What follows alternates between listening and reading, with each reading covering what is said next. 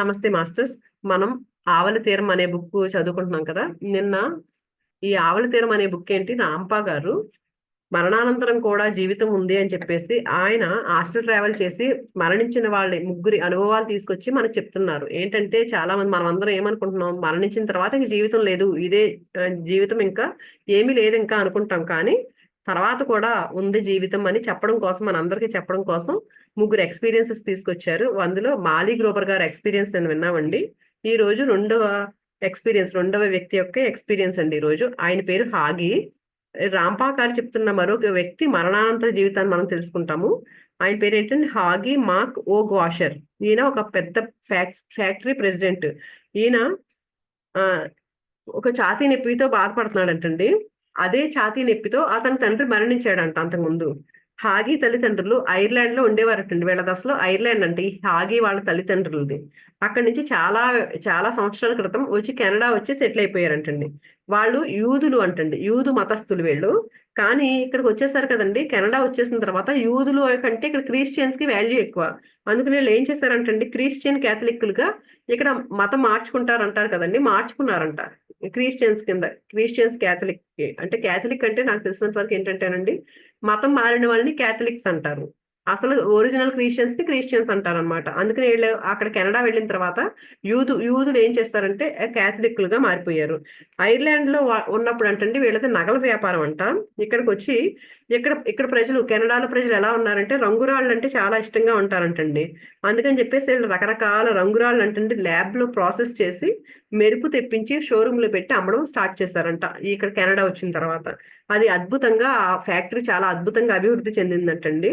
ఆ కొడుకైన హాగి కూడా బిజినెస్ లోకి వచ్చేటప్పటికి ఇతని తండ్రి పేరు ఏంటంటే మోజెస్. ఈయన దాన్ని ఒక పెద్ద ఫ్యాక్టరీ లాగా అభివృద్ధి చేసేసాడంటండి. రంగురాల ఫ్యాక్టరీని చాలా బాగా అభివృద్ధి చేశాడంట మోజెస్. ఈయన హాగి ఛాతీలో విపరీతమైన నొప్పితో బాధపడుతున్నాడంటండి. అప్పుడు తండ్రిని గుర్తు చేసుకున్నాడంట.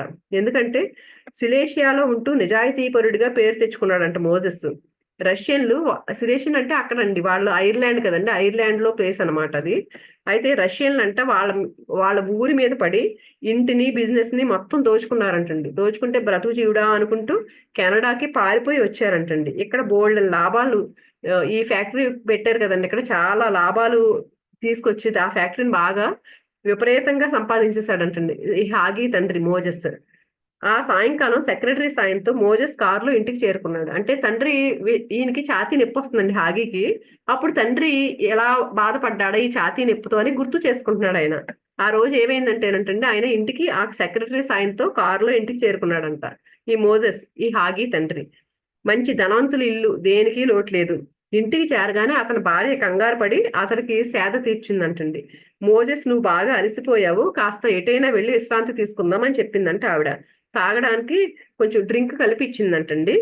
త్రాగుతూ మోజెస్ తన సందేహాలని చెప్పాడంట ఆవిడకి. ఏమని, ఆయనకి పెద్ద అనుమానం అంట. ఏంటంటేనంటే నిజంగా యూదు మతస్థులు కదా వీళ్ళు, ముందు చెప్పారు కదా, యూదు మతంలోంచి కెనడా వచ్చి క్యాథలిక్స్ గా మారారని. కానీ ఇక్కడ ఎందుకు మారిపోయారంటే ఇక్కడ ఈ క్రిస్టియన్స్ ఇక్కడ వీళ్ళకే వాల్యూ ఎక్కువ ఉంటది అన్నట్టు అని మారారు అనమాట. మనుగడ కోసం, ఈ జీవితం సాగించడం కోసం మతం మార్చుకున్నారు వీళ్ళు. కానీ ఇప్పుడు చావు దగ్గర పడింది కదండి, ఆయన మనసులో ఎన్నో అనుమానాలంట. ఎందుకంటే యూదుల మతంలోకి వెళ్ళిపోదామా, అసలు యూదులు కదా వీళ్ళు, ఆ మతంలోకి వెళ్ళిపోదామా అనే ఆలోచన అంటండి. కానీ ఎలా వెళ్ళాలి ఇప్పుడు అని మళ్ళీ సందేహం. ఎందుకంటే చాలా సంవత్సరాల క్రితం అయిపోయిందండి మతం మారి. మళ్ళీ ఇప్పుడు మారాలంటే మళ్ళీ ఎలా మారాలి అనేది అనుమానం. కానీ ఈయనకి మారాలని ఉంది. కాసేపటికి మళ్ళీ మోజెస్ మళ్ళీ ఛాతీలో నొప్పి మళ్ళీ స్టార్ట్ అయిందంటండి. చాలా తీవ్రంగా ఉందంట ఆ నొప్పి. భార్యతో మళ్ళీ గుర్తు చేసుకున్నాడంట. ఏం గుర్తు చేసుకున్నాడంటే వాళ్ళు కెనడాకి ఎలా వచ్చారు, ఎలా కష్టపడ్డారు. ఈ చివరి సమయంలో ఇంకేమనిపిస్తుంది ఈయనకి, నేను చనిపోతాను ఇంకా, కానీ యూదుల మతంలోకి మారిపోవాలి. ఎందుకంటే ఈయన పుట్టింది యూదు మతంలో పుట్టాడు కదా, అందుకని ఆ మతంలోకి మారిపోవాలి అనిపిస్తుంది అంటండి. భార్య అందంట, ఎందుకు వద్దు, ఇన్ని రోజులు, ఎప్పుడు చాలా సంవత్సరాలు అయిపోయింది కదా, ఇప్పుడు ఎలా మారడం మోజెస్, మనం ఇన్నేళ్ల తర్వాత మళ్ళీ మనం పూర్వీకుల దగ్గరికి వెళ్ళలేము. ఐర్లాండ్ వదిలేసి వచ్చేసారు కదండి, అక్కడికి వెళ్ళలేము మనం, మళ్ళీ మతం మార్చుకోలేము అని ఫ్యామిలీ డాక్టర్, ఈయన జాన్సన్ అని ఫ్యామిలీ డాక్టర్ ఉన్నాడంట, ఆయన ఫోన్ చేసిందంటే ఈవిడ. 10 నిమిషాల్లో డాక్టర్ వచ్చాడంటండి. తన పాత పేషెంట్, రోజు అంటే రెగ్యులర్ గా వీళ్ళకి ఫ్యామిలీ డాక్టర్ కదా, ఆయన చెక్ చేశారంటండి. మళ్ళీ హార్ట్ అటాక్ వచ్చింది అని చెప్పాడంట భార్యకి. మోజెస్ ని చూసుకోవడానికి నర్సును పంపిస్తాను అని చెప్పాడంట. తర్వాత ఈవిని పక్కకు పిలిచాడంట, మోజెస్ భార్యని పక్కకు పిలిచి పరిస్థితి చాలా సీరియస్ గా ఉంది, మీ అబ్బాయిని పిలిపించండి, ఆఖరిసారి చూసుకుంటాడు అని చెప్పాడంటండి. ఆవిడ సరేనందంట. ఇంతలో ఈ మోజెస్ మళ్ళీ పిలిచాడంట ఈవిడ్ని, యూదుల మత గురువుని పిలిపించమని చెప్పాడంటండి. యూదుల ఆచారం ప్రకారం చేసే ప్రార్థనలు చేయడానికి తన కొడుకును కానీ ఇంకా ఏ స్నేహితుడిని కానీ పిలిపించమని చెప్పాడు. ఈయన బలంగా ఉందన్నమాట, యూదు మతంలో మారిపోవాలి, మళ్ళీ నేను చనిపోయే ముందు యూదుడిగా చనిపోవాలి అని. అందుకని పిలిపించమని చెప్పారంటండి కొడుకుని వాళ్ళ ఫ్రెండ్స్ ని. దాంతో అదేంటి ఇరుగు పొరుగు వారు ఏమనుకుంటారు, వీళ్ళు ఎప్పుడు యూదులయ్యారు అనుకోరా అని అంటుందంటండి. ఇప్పుడు ఆలోచిస్తాం కదండి, మనం ఏమైనా చేయాలనుకోండి పక్కన వాళ్ళు ఏమనుకుంటారో, ఈ సమాజం ఏమనుకుంటుందో అలా ఆలోచిస్తాం మనం. నిజంగా మనకి కంఫర్ట్ గా ఉన్నది ఏం చెయ్యం కదండి. ఈయన చావు బతుకులు అదే కోరుకుంటున్నాడు, కానీ ఈవిడ ఏమంటుంది, పక్కన వాళ్ళు ఏమనుకుంటారో, వీళ్ళు యూదులుగా మారిపోయారేంటి అనుకుంటారేమో అని అంటుందంట. దాంతో మోజెస్ అన్నాడంటే సరే సరే అయితే ముందు ఒక స్నేహితుడిలాగా యూదుల మత గురువుని పిలిపించుకుందాము, ఆయన వెళ్ళిపోగానే కేథలిక్ ఫాదర్ ని పిలిపించుకుందాము, అప్పుడే నేను ప్రశాంతంగా చనిపోగలను. ఈయనకేమో అలా అదే కావాలనిపిస్తుంది, అందుకని ముందు ఆయన పిలుద్దాం, తర్వాత మళ్ళీ కేథలిక్ ఫాదర్ మళ్ళీ పిలుద్దాము, స్వర్గానికి వెళ్ళగలను అప్పుడు మాత్రమే నేను అని చెప్తున్నాడంటండి. ఇంకా వాళ్ళ ఆవిడ ఏం చేసింది, కొడుకు హాగీకి ఫోన్ చేసింది, ఇలా బాగాలేదు రమ్మని చెప్పిందంట కొడుకుని. ఇదంతా హాకి తన గుండె నొప్పి సందర్భంగా గుర్తు చేసుకుంటున్నాడండి, తండ్రి ఎలా బాధపడ్డాడు లాస్ట్ లాస్ట్ ఆయన చనిపోయే ముందు అని. ఆయనతో ఈయనకున్న అనుబంధాన్ని అంతా గుర్తు చేసుకుంటున్నాడు. హాగి కూడా నొప్పి వచ్చింది కదండి ఇప్పుడు, ఇదంతా గుర్తు వస్తుంది అనమాట ఈయనకి. వాళ్ళ అమ్మ నుంచి ఫోన్ రాగానే హాగి బయలుదేరి తెల్లవారుతుండగానే ఊరు చేరుకుని కాస్త రెస్ట్ తీసుకుని తండ్రిని చూడడానికి గదిలోకి వెళ్ళాడంటండి. తండ్రి బెడ్ మీద కూర్చుని తలకు యూదులు పవిత్రంగా అప్పుడప్పుడు ఒక టోపీ పెట్టుకుంటారంటండి, అది పెట్టుకుని ఉన్నాడంట తండ్రి. భుజాల మీదుగా ప్రార్థన సమయంలో వేసుకునే షాల్ కప్పుకుని ఉన్నాడంట. కొడుకుని చూడగానే బలహీనంగా ఒక నవ్వు నవ్వి, హాగి వచ్చావా, నా కోసం ఒక పని చెయ్యి, నేనేమో యూదుని, నువ్వేమో అసలైన క్యాథలిక్వి. అంటే ఈయన మతం మారాడండి, మతం మారిన తర్వాతే పుట్టాడు కదా హ్యాగి, అందుకని చెప్పేసి నువ్వు క్యాథలిక్వి, నా కోసం యూదుల ప్రార్థనలను సరిగ్గా పాత పద్ధతులలో ఎలా చదువుతావో అలా చదవగలవా అని అడిగాడంటండి. హాగి ఆలోచనలో పడ్డాడంట. ఎందుకంటే హాగికి క్రీస్తు పట్ల ఈ ఈ జీసస్ అన్న బైబిల్ అన్న చాలా ఇష్టం అంటండి, చర్చ్ అన్న చాలా నమ్మకం అంటండి హాగికి. ఎందుకంటే చిన్నప్పటి నుంచి ఈయన అదే దీనిలో పెరిగాడు కదా, అందుకుని దాని మీద చాలా విశ్వాసం ఉంది. ఈయన ఏం చెప్తున్నాడు, యూదుల ప్రార్థనలు ఉంటాయి కదా అవి చదవమంటాడు, ఈయన కోసం అది చేయమంటాడు. ఈయన ఆలోచిస్తున్నాడంటండి. ఇప్పుడు తండ్రి కోసం మళ్ళీ యూదుల మత ప్రార్థనలను ఎలా చేయడం, అతని ఆలోచనలను కనిపెట్టాడు తండ్రి. పర్లేదులే హాగి, నేను అర్థం చేసుకోగలను నేను. అయితే నాకు ఒక సందేహం, ఎందుకో కేథలిక్కులు చావుకు భయపడతారు, రోమన్ కేథలిక్కులకు మాత్రమే స్వర్గంలో చోటు ఉంటుందని ప్రచారం చేస్తారు, ఇన్ని టికెట్లు రోమన్ కేథలిక్కులు స్వర్గంలో అడ్వాన్స్ బుకింగ్ చేసుకున్నారా అంటూ నవ్వాడంట. వాళ్ళు ఏమంటారంటండి, కేథలిక్లు ఏమంటారంటేనంటండి, రోమన్ కేథలిక్లు ఉంటారంట, వాళ్ళొక్కళ్ళే స్వర్గంలో ప్లేస్ ఉంది, వాళ్ళొక్కళ్ళే స్వర్గానికి వెళ్ళగలరు అని ఒక నమ్మకం ఉందంటండి. అందుకే ఈయన అడుగుతున్నాడు అనమాట, వీళ్ళొక్కరికైనా టికెట్ బుక్ చేసుకున్నారు వీళ్ళు ఏమైనా అని. హాగి తండ్రితో, కనీసం ఇప్పుడైనా క్యాథలిక్ గా మారు, స్వర్గంలో స్థానం లభిస్తుంది, నేను వెళ్ళి ఎవరినైనా స్థానిక క్యాథలిక్ ఫాదర్ ని పిలుచుకొస్తాను అన్నాడంటండి. ఎందుకు వీళ్ళ నమ్మకం ఏంటంటే ఈ క్యాథలిక్లు మాత్రమే స్వర్గానికి వెళ్తారు అని. అందుకని ఇప్పుడైనా మారని చెప్తున్నాడు అంటే కొడుకు. తండ్రి ఏమో తలడ్డంగా ఊపాడంటండి. ఇంతలో అతనికి తెలిసిన పాత యూదు స్నేహితుడు వచ్చాడంట, యూదు మతం స్నేహితుడు అతడితో మాటల్లో పడ్డాడంటండి తండ్రి. కాసేపు ఆగి తన కోసం తన యూదు మత ప్రార్థన చదవమని అడిగాడు. స్నేహితుడైన యూదు మత గురువును కానీ అతడు తన కొడుకుని పంపుతానని చెప్పాడు. ఆయన ఏం చెప్పాడు, నా కొడుకుని పంపుతానులే, అతను చదువుతాడులే అని చెప్పాడంట. అంతలో మోజెస్ అతడిని రాంపా గురించి అడిగాడు. ఈయనకి రాంపా గారి గురించి తెలుసంటండి, ఎవరు ఏంటి ఆయన రాసేది, ఆయన పుస్తకాలను కేథలిక్లు చదవకూడదట కదా, ఇందాకే అబ్బాయి హాగి చెప్పాడు అని ఫ్రెండ్ అడుగుతున్నాడంటండి రాంపా గారి గురించి. అప్పుడు ఆ యూదు స్నేహితుడు రాంపా గురించి, రాంపా వ్రాసిన పుస్తకాల గురించి చెప్పాడు. అప్పుడు మళ్ళీ చెప్తున్నాడంట, రాంపా సత్యమే చెప్పాడు, కానీ చావు అంటే భయపడాల్సిన పని లేదు అని చెప్పాడని, మోజెస్ కోసం ఒక పుస్తకం పంపిస్తానని చెప్పాడంటండి ఆ ఫ్రెండ్. 4 రోజులు గడిచాయి. 4వ రోజు ఉదయం హాగి తండ్రి గదిలోకి వెళ్లి చూస్తే తండ్రి చనిపోయి ఉండడం చూసి తల్లికి చెప్పాడంటండి హాగి. ప్రశాంతంగా మోజెస్ అంత్యక్రియలు జరిగాయి. కార్యక్రమం పూర్తి చేసుకుని హాగి తిరిగి కాలేజీ చదువుకు వెళ్ళిపోయాడంటండి. చదువు ముగించుకుని వచ్చి తండ్రి వదిలేసిన వ్యాపారం బాధ్యతలను తాను స్వీకరించాడు. ఇప్పుడు ఇదిగో తనకే వయసు మీద పడింది. ఇప్పుడు ఇదంతే, ఈయనకి ఛాతీ నొప్పి వచ్చింది కదండి, గుండెల్లో నొప్పి వస్తున్నప్పుడు ఇవన్నీ గుర్తొస్తున్నాయి ఈయనకి. తండ్రి ఎలా చనిపోయాడు అవన్నీ గుర్తు చేసుకుంటున్నాడు. ఈయనకి కూడా అలాంటి నొప్పి వస్తుంది కాబట్టి ఆ తండ్రి కూడా గుర్తొచ్చాడండి. ఒక్కసారి ఉలిక్కిపడి వర్తమానంలోకి వచ్చాడంట హాగి. నాన్నలాగా తాను కూడా చనిపోతానా అనిపించిందంట. కొన్ని గంటల తర్వాత ఆఫీసులో తను చూడాల్సిన పేపర్స్ అన్ని చూసేసి ఇంటికి కారులో బయలుదేరాడంటండి. ఇంతకు ముందు ఇంటి నుండి ఆఫీస్కి, ఆఫీస్ నుండి ఇంటికి వెళ్ళేటప్పుడు ఏం చేసేవాడంటే ఈయన, అప్పుడు కూడా మామూలుగా ఆఫీస్లో అలాగే బిజీగానే ఉంటారు కదండి. ఆ ట్రావెల్ చేసే టైంలో కూడా ఇంపార్టెంట్ పేపర్స్ ఏవో ఉంటాయి కదండి, అవన్నీ చూసుకుంటూ అటు సంతకాలు చేసుకుంటూ అలాగా ఎప్పుడు ఆ ఆఫీస్ పని మీదే తలమునకలై ఉండేవాడంటండి. ఆ ప్రయాణం చేసేటప్పుడు కూడా, కారులో ఉన్నప్పుడు కూడా. కానీ ఫస్ట్ సారి ఏంటి, ఈయనకి తండ్రి ఎలాగ చనిపోతానా అని భయం వేసింది కదండి. అప్పుడు బయటికి చూడటం మొదలు పెట్టాడంట. ఆ రోజు ఏం పని చేయకుండా ఆ బిల్డింగ్లు, లాన్లు ఆహ్లాదంగా చూస్తూ, తను చనిపోతే ఈ ప్రపంచం మామూలుగా సాగిపోతూనే ఉంటుంది కదా తను లేకపోయినా అనుకున్నాడు హాగి. అంతే కదండి, ఎవరు పోయినా సరే సాగిపోతూ ఉంటది, వాళ్ళతో ఆగిపోదు కదా. ఈయన అలాగే అనుకున్నాడంట, నేను చనిపోయినా కానీ ఇదంతా ఇలాగే సాగిపోతూ ఉంటుంది కదా అని. ఇంటికి వెళ్ళగానే మిసెస్ హాగి కంగారు పడిందంటండి. ఈయన భార్య కంగారు పడి డాక్టర్‌కి ఫోన్ చేసిందంట. ఆయనొచ్చి చెక్ చేసి, "కంగారు పడకండి, తగ్గిపోతుంది" అని ధైర్యం చెప్పి, బెడ్ రెస్ట్‌లో ఉండమని చెప్పి నర్సుని పంపిస్తాను అని చెప్పాడంటండి. మిమ్మల్ని 24 గంటలు కనిపెట్టుకొని ఉంటారు నర్సులు అని చెప్పి, ఏ మందులు వాడాలో చెప్పి వెళ్ళిపోయాడంటండి. ఆ రాత్రి హాగికి చాలా కష్టంగా గడిచిందంట. భార్యతో అన్నాడంట, "నేను ఈరోజు రేపు మా నాన్నని కలుస్తాను" అని. ఆవిడ కంగారు పడిపోయి కాథలిక్ ప్రీస్ట్‌కి ఫోన్ చేసి రమ్మని చెప్పిందంటండి. హాగి ఊరిలో ప్రముఖుడు, ధనవంతుడు. చర్చికి ఎంతో ధన సాయం చేస్తుంటాడు కాబట్టి వెంటనే ప్రీస్ట్ వచ్చాడు. వీళ్ళేంటంటేనండి, చనిపోయే ముందు మనకు చూడండి బైబిల్ చదువుకోవాలంటారు కదా! అలాగే వీళ్ళు కూడా మత ప్రార్థనలవి చేస్తూ ఉంటారండి. అందుకని ప్రీస్ట్‌ని పిలిస్తే ఆయన పరుగు పెట్టుకొని వచ్చాడంట. ఎందుకంటే ఈయన చాలా ధనవంతుడు కదండీ! చర్చికి చాలా విరాళాలవి ఇస్తూ ఉంటాడంట. ఆయన రాగానే గదిలోని నర్స్‌ని బయటికి పంపి హాగి ఆయనతో మాట్లాడాడు. ప్రీస్ట్ ఎంతో ధైర్యం చెప్పాడు ఆయనకి. "మీరు అసలైన రోమన్ కాథలిక్. చర్చికి ఎంతో సాయం చేశారు. మీరు డైరెక్ట్‌గా స్వర్గానికే వెళ్తారు. మీకు నా ప్రార్థనలు కూడా జతకలుపుతాను. ధైర్యంగా ఉండండి" అని చెప్పాడంటండి. ఆ రాత్రి హాగీకి చాలా సేపు నిద్ర పట్టలేదంట. నొప్పి కాస్త తగ్గినట్లు అనిపించిందంట. కిటికీలోంచి చెట్ల వెనకాల కనిపించే ఆకాశం వైపు, నక్షత్రాల వైపు చూస్తూ ఉన్నాడంట. తన చిన్నతనము, తనకు చర్చి ఫాదర్ చెప్పిన విషయాలు, తన తండ్రి యూదు మతంలో పుట్టి సోషల్ స్టేటస్ కోసం మతం మార్చుకోవడం, ఇదంతా గుర్తొచ్చిందంట. కేథలికులకు తప్ప వేరెవరికీ స్వర్గంలో ప్రవేశం లేదు అనే సంగతి పదే పదే బోధించారు ఈయన మతంలో. అవన్నీ గుర్తొచ్చాయంట. ఎన్నో వేల సంవత్సరాలుగా భూమి మీద మనుషులున్నారు కదా! మరి క్రిస్టియానిటీకి పూర్వం ఉన్న మనుషులంతా చనిపోయి ఎక్కడికి వెళ్లారు? ఈయనకి డౌటొస్తుందంట. మరి ఈళ్ళొక్కళ్ళే క్రిస్టియన్స్ ఒక్కళ్ళే స్వర్గంలోకెళ్తే, మరి ఇంతకు ముందు కూడా వీళ్ళంతా ఎక్కడికెళ్లారు అని డౌటొచ్చిందంట. అయోమయంగా అనిపించిందంటండి. ఇవన్నీ ఆలోచనలతో ఎప్పటికో నిద్ర పట్టిందంట. తర్వాత కొద్ది రోజుల్లోనే ఈయన కోలుకున్నాడంటండి. డాక్టర్ వచ్చి సంతృప్తిగా తల ఊపి, "మిస్టర్ హాగీ, మీరు బాగా కోలుకున్నారు.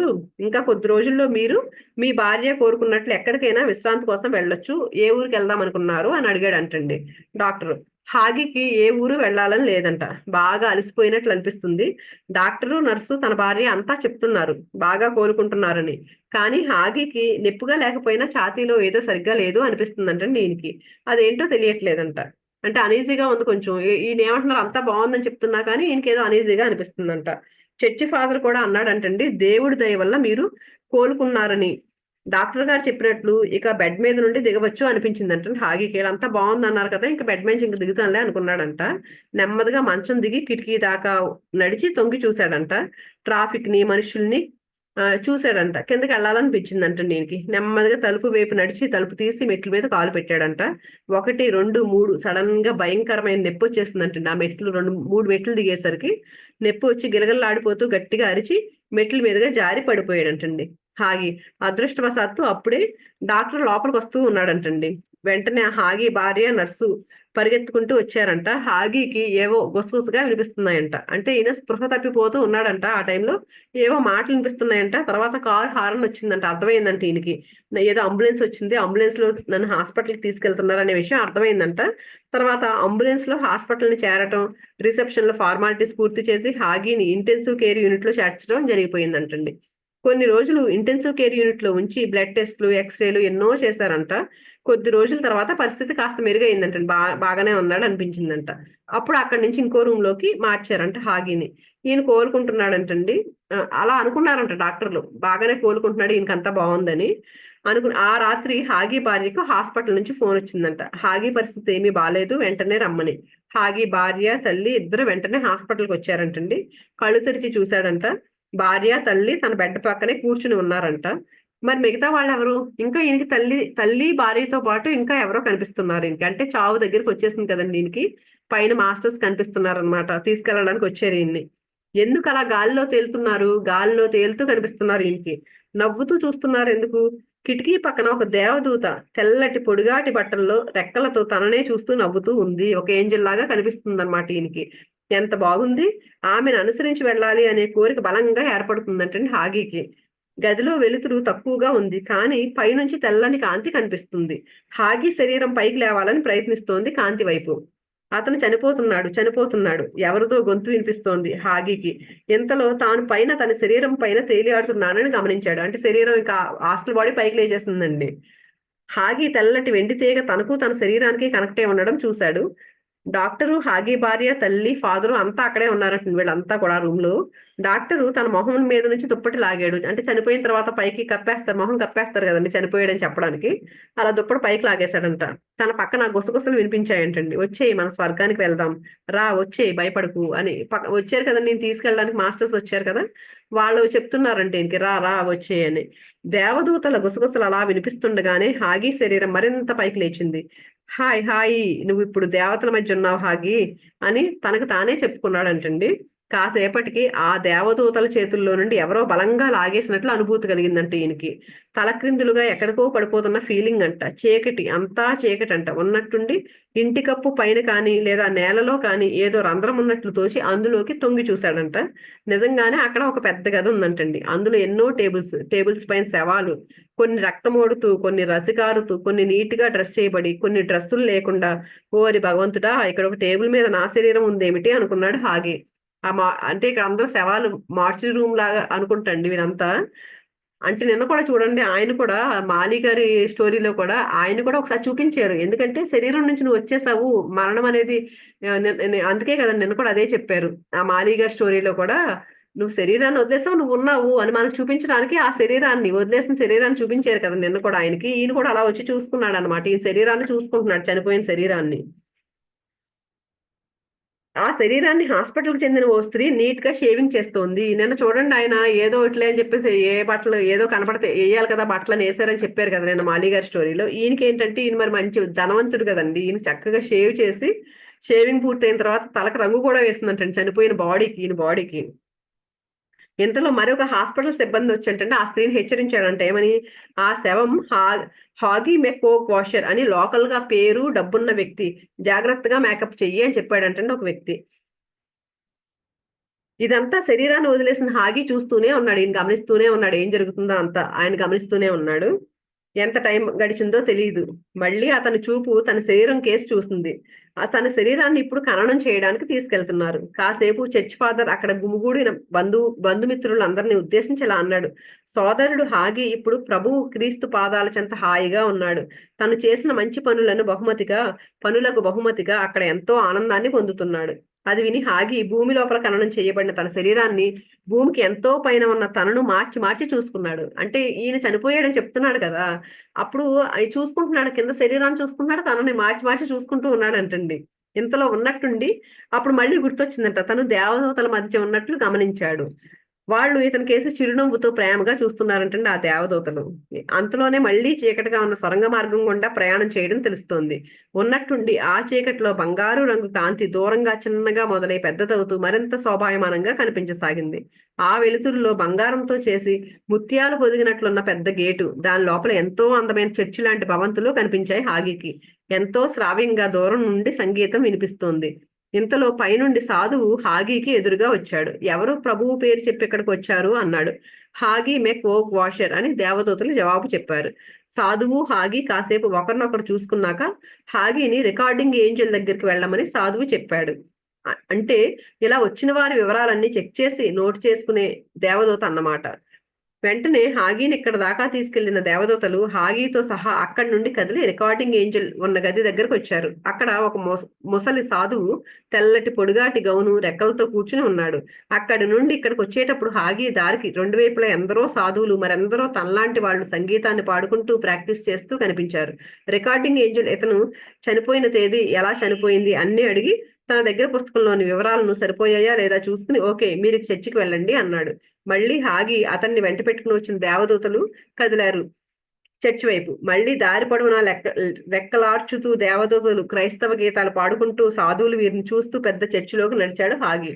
అక్కడ హాల్ అంతా దేవదూతలతో నిండిపోయి ఉంది. అక్కడ వినిపిస్తున్న సంగీతానికి అనుగుణంగా వాళ్ళ రెక్కలు కదులుతున్నాయి. అలా ఎంతసేపో గడిచింది. కాసేపటికి సంగీతం ఆగిపోయింది.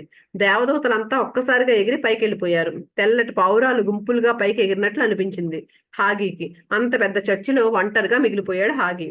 అంతా అయోమయంగా ఉంది హాగీకి. ఇదే నా స్వర్గం, ఇదే స్వర్గం. 24 గంటలు రెక్కలార్చుకుంటూ తిరగడం, పాటలు పాడుకోవడం, అది తప్ప ఇంకేముంది ఇక్కడ? ఇది స్వర్గం అంటే నమ్మశక్యంగా లేదు. ఇదే స్వర్గం అయితే నిజంగా వేస్ట్. ఇలా అనుకున్నాడో లేదో హాగీకి పెద్ద శబ్దంతో ఒక ఉరుము మెరుపు కనిపించింది. ఈయన అనుకుంటున్నాడంటండి ఏముంది ఇక్కడ, స్వర్గం స్వర్గం అంటున్నారు, ఇది ఆయా వేస్ట్ అనుకున్నాడంట. ఈలోపు శబ్దం వినిపించిందంట.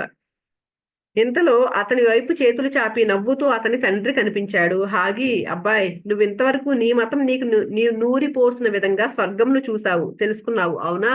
పర్వాలేదు, నేను కూడా నీలాగా యూదు మతం నమ్మకాలను అనుసరించే అనుభవాలు పొందాను. నీ భ్రమ తొలగిపోయింది కదా, రా అలా కూర్చుని మాట్లాడుకుందాం అంటూ తండ్రి కొడుకులు చాలా అందంగా ఉన్న ఒక పార్కు కేసి నడిచారు. అంటేనంటండి, మనం ఇప్పుడు చనిపోయిన తర్వాత ఇక్కడ ఈయన చెప్పేది తండ్రి చెప్తున్నాడు ఏంటంటేనండి, మనం చనిపోయిన తర్వాత పైలోకాలకు వెళ్ళిన తర్వాత మనం ఎలా అయితే ఊహించుకుంటామో మనకు అన్ని అలాగే కనిపిస్తాయంట. ఈయన చిన్నప్పటి నుంచి క్రిస్టియన్ కదండి, స్వర్గం అంటే ఏంటి, దేవదూతలు చూడండి ఏంజల్స్ లాగా రెక్కలతో ఉన్నారని చెప్తున్నాడు కదండి. అలా ఊహించుకున్నాడు అనమాట. ఈయన రెక్కలతో ఉన్నారు, వాళ్ళంతా పాటలు పాడుతున్నారు, డాన్సులు చేస్తారు, స్వర్గం అంటే ఇలా ఉంటుంది అని ఒక ఊహతో వచ్చాడు ఆయన. అందుకని ఆయనకి అలాగే కనిపించారంటండి.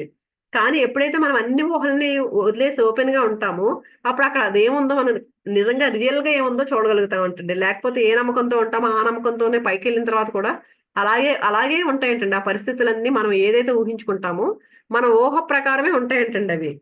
హాగి తండ్రిని చూడగానేనంటండి, డాడీ ఇదే నా స్వర్గం, కానీ యూదులకు స్వర్గంలో చోటు ఉండదు కదా, మరి నువ్వెలా వచ్చావు అని అడిగాడంటండి. దానికి అతని తండ్రి పెద్దగా నవ్వాడంట. ఆ నవ్వుకు దారిలో ఉన్న వాళ్ళందరూ ఆగి నవ్వు మొహాలతో చూశారంట వీళ్ళని. ఎందుకంటే వాళ్ళకి ఇక్కడ అలాంటివి మామూలే. మరి హాగి తండ్రి హాగిని ఇలా చెప్పాడంట, డాడీ అని పిలవకు నన్ను, ఎందుకంటే గడిచిన భూలోకపు జన్మలో నేను నీకు నాన్నని, ఆ పాత్రలో నటించడం అయిపోయింది. ఇప్పుడు మన ఇద్దరం తండ్రి కొడుకులం కాదు. ఎందుకంటే ఇంతకు ముందు జన్మల్లో ఒకసారి నువ్వు నాకు తండ్రివి, ఒకసారి తల్లివి కూడా అన్నాడంటండి. ఈ హాగి ఆయన డాడీ అని పిలుస్తుంటే చెప్తున్నాడు అనమాట, పోయిన జన్మలో అయిపోయింది కదా మన ఇద్దరితే, ఆ రోల్ అయిపోయింది మన ఇద్దరిది, ఆ క్యారెక్టర్ అయిపోయింది. ఇంకా నువ్వు నన్ను తండ్రి డాడీ అని పిలవద్దు, ఎందుకంటే అంతకు ముందు జన్మలో ఏంటంటే హాగియే తండ్రి అంటే ఆయన కొడుకు అంట, ఒక జన్మలో అయితే ఈయన తల్లి ఆయన కొడుకు అని చెప్తున్నాడు అంట కొడుక్కి. అయోమయంగా ఉందంట హాగికి. తండ్రి ఇంకా చెప్పడం ప్రారంభించాడు, కొనసాగించాడు ఏంటంటే, భూలోకంలో మతాలు తప్పుడు ప్రచారం చేశాయి. ఓషో గారి బుక్ లో కూడా అదే చెప్తా ఉంటారు కదండి, మతాలు ప్రచారం చేస్తున్నాయి, అవన్నీ నమ్ముతున్నారని తప్పుడు ప్రచారం చేశాయి. ఆయా మతాల వాళ్ళు ఏర్పరచుకున్న నమ్మకాలను బట్టి ఆయా భ్రమలలో కొంత కొంతకాలం నివసిస్తారు. చనిపోయాక ఇక్కడికి వచ్చి ఎప్పుడైతే ఇదంతా బోర్ అనిపిస్తుందో అప్పుడు వాస్తవాన్ని తెలుసుకోవడానికి సహాయపడుతుంది. ఏం చూడండి ఏంటి ఏముంది ఇక్కడ అనుకున్నాడు కదా, ఎప్పుడైతే దాన్ని అలా ఫీల్ అవుతారో ఇక్కడ ఏమీ లేదు అని ఎప్పుడైతే ఉంటారో అప్పుడే వాస్తవం అక్కడ ఏముందో అనేది తెలుసుకుంటారు.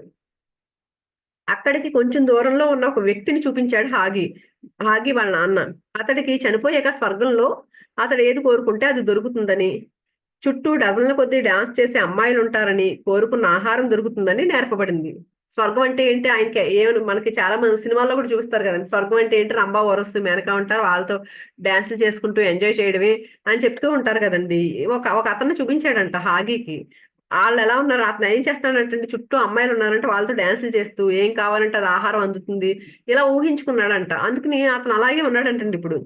అతను అలా ఎంతకాలం నుండో ఆ డాన్స్ అమ్మాయిల మధ్య ఉంటున్నాడంట. అంటే అలాంటి నమ్మకంతో పైకి వచ్చాడు అనమాట. స్వర్గం అంటే అమ్మాయిలు ఉంటారు, చక్కగా ఆహారం ఏది కావాలంటే అది తింటూ వాళ్ళతో ఎంజాయ్ చేయడం అన్నట్టు ఊహించుకున్నాడంట. అలా ఎంతో కాలం నుంచి అలాగే ఉంటున్నాడు, ఆ అమ్మాయిల మధ్యలో అలా ఉంటున్నాడంట అతను. నువ్వు రెక్కల దేవదూతల మధ్య ఉన్నట్లు అతనికి బోర్ కొట్టినప్పుడు, అసలు వాస్తవం గురించి ఆలోచన వచ్చినప్పుడు అతనికి సహాయం అందుతుంది. ఎప్పుడైతే వాస్తవం నిజంగా బయటకు వచ్చారో, ఆ ఊహ నుంచి బయటకు వస్తారో అప్పుడు మాత్రమే వాస్తవం అనేది వాళ్ళకి అర్థమవుతుంది. అప్పుడు సహాయం అందుతుంది, అసలైన మాస్టర్స్ దగ్గర నుంచి సహాయం అందుతుంది అన్నాడంటండి. ఆహారం మాట రాగానే హాగీకి ఆకలేసిందంట.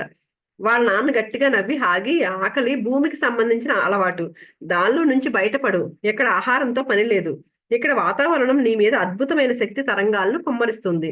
దాంతో నీకు ఆకలి వేయదు అన్నాడంట. హాగీకి వాళ్ళ నాన్న తన భూమి మీద చూసిన నాన్న వయసులోనే ఉన్నాడంట. మరి ఈయన ఎప్పుడో చనిపోయాడు కదా నాన్న. కానీ ఇక్కడ చూస్తే ఈయన ఎప్పుడైతే చనిపోయే ముందు ఎప్పుడు ఎలా చూసాడో అలాగే ఉన్నాడంట ఈయన. నువ్వు ఇక్కడికి వచ్చి చాలా ఏళ్ళు అయింది కదా, మరి నువ్వు అప్పుడు ఎలా ఉన్నావు, ఇప్పుడు కూడా అలాగే ఉన్నావు, ఇది ఎలా సాధ్యం అని అడిగాడంట హాగి. దానికి ఆయన నవ్వి, హాగి, నేను ఇలా రాకపోయినట్లయితే నువ్వు నన్ను గుర్తుపట్టలేవు కదా. అనుకుంటే నేను ఇంకోలా కూడా రావచ్చు. అంటే మనం ఎలా అనుకుంటే అలా ఉంటామంటండి. మన రూపం అన్ని కూడా. నిన్న కూడా చూడండి, మాలి గారు దాంట్లో డ్రెస్ లేకపోతే నువ్వు ఊహించుకుని ఏ డ్రెస్ కావాలంటే ఆ డ్రెస్ లో అన్నారు కదా, అలాగా ఈయన ఎందుకు ఆరోపణలో వచ్చాడంటే మరి అలా ఉంటేనే కదా గుర్తుపట్టగలడు. ఆ వయసులో ఆయన ఎలా చూసాడు అలా ఉంటేనే కదా. కానీ నేను ఇలా నీకు కనిపిస్తేనే నువ్వు గుర్తుపడతావు కదా అన్నాడంట. ఇంతలో హాగీ చూపు పార్క్ లో ఉన్న అందమైన కొలను మీద పడిందంట. ఆ సరస్సులో కొంతమంది బోట్ షికారు చేస్తున్నారు ఆనందంగా.